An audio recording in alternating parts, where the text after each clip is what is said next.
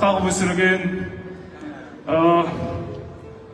мені әлі күнге дейін тәрбиелеп келе жатқан менің ұстазым, менің ақылшым, менің жалпы айтқанда көбісі айтады ғой, кумиріңіз кім дейді.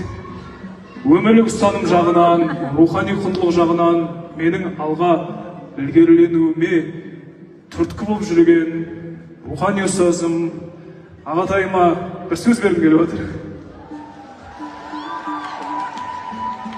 Қайырлы кеш, қымбатты ағайын, сіз болып, біз болып, мына Хунан ТВ телеарнасымен Димаштың жасап түсірген дүниесін көрдік.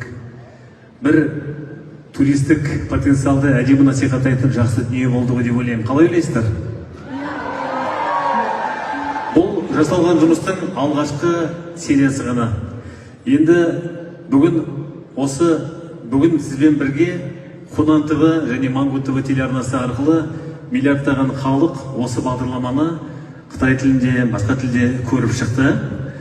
Ал енді апта сайын сіздер жіберіп алмай біздің әншімізге қолдау білдіріп, өздеріңіздің бағаларыңызды беріп, көрілім санын арттырып отыруларыңызды сұраймыз.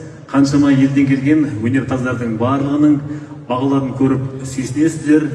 Жақсы дүниелер көп. Мынау Түркістанда бастау алған әдемі түсірілім Алматы қаласында, Астана қаласында, Маңғыстау өңірінде керемет, біздің өзіміз көрмеген сұлу жерлерде өтеді.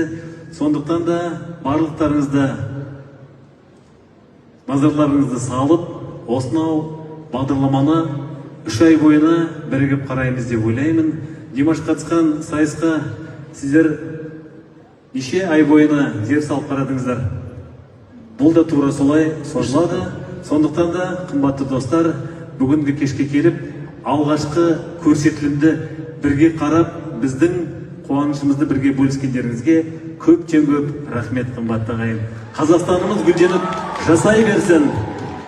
Ал Димаш, еңбегің жемісті болсын. Көп рахмет, көп рахмет.